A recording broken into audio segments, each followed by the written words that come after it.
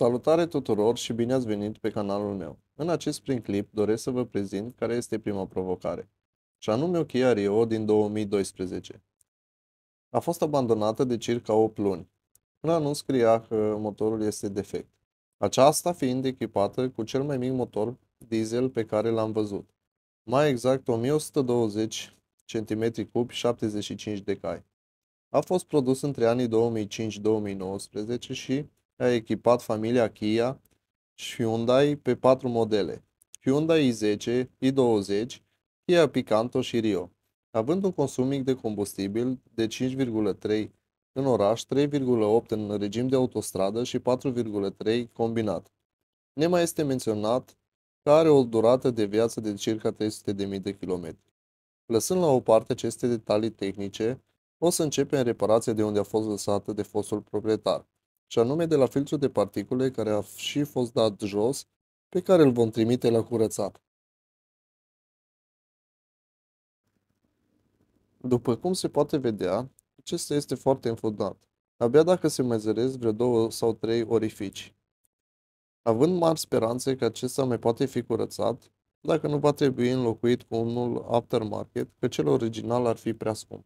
Până ce va ajunge filtrul de particule, am decis să nu stau degeaba și să curăț galeria de admisie, supapa eghere și toate componentele de pe acest traseu, aceasta fiind și una dintre condițiile de acordare a garanției pentru DPF.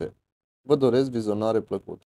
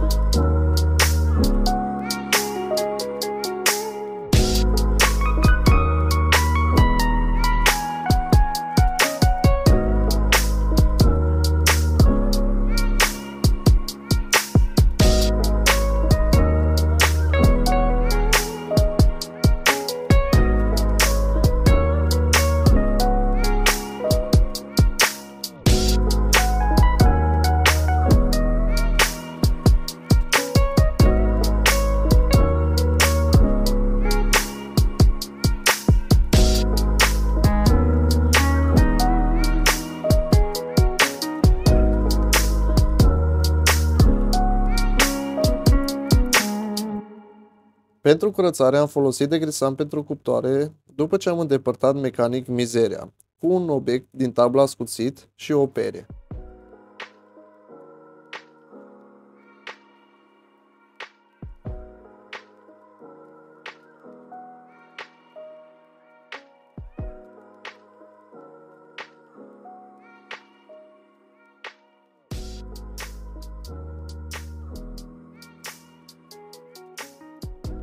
După ce am terminat cu curățarea, doresc să vă arăt ce a ieșit. Galeria de admisie,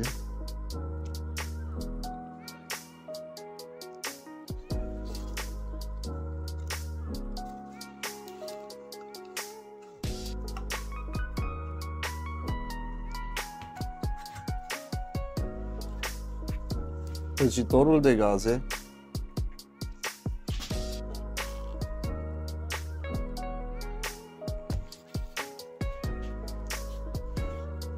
valva eghere,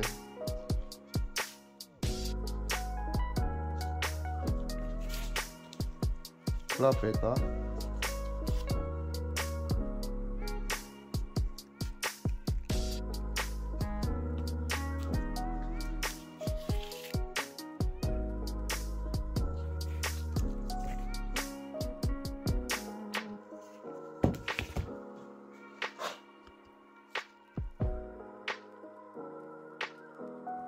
și pentru că sunt mulțumit de rezultat, le voi monta pe mașină în ordinea demontării lor.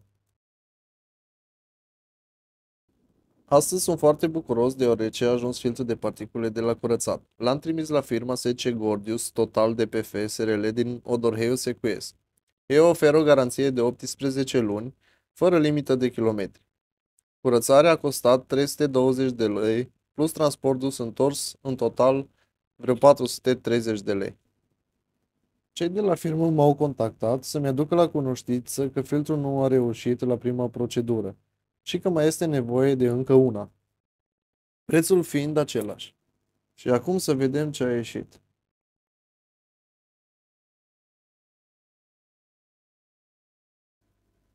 Wow, parcă este nou.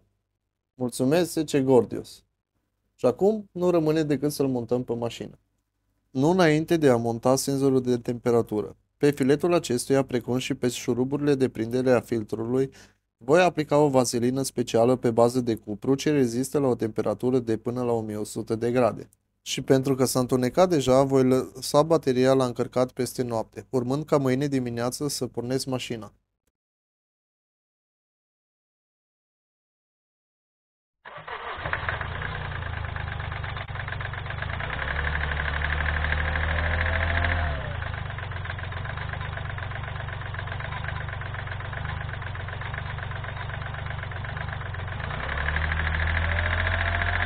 Din păcate, rezultatul este unul foarte prost. Motorul are o bătaie puternică care se accentuează odată cu accelerarea lui.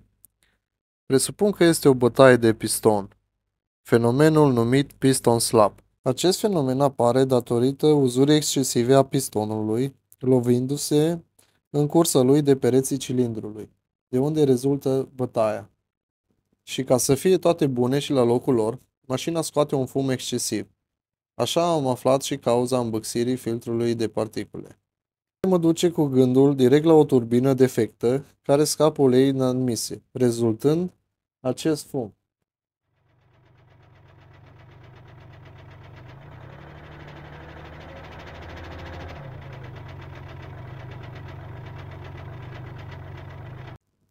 Dacă v-a plăcut acest videoclip, abonați-vă ca să fiți siguri că nu o să ratați următorul episod din seria Rio, unde vom demonta acest motor. Până data viitoare vă doresc toate cele bune.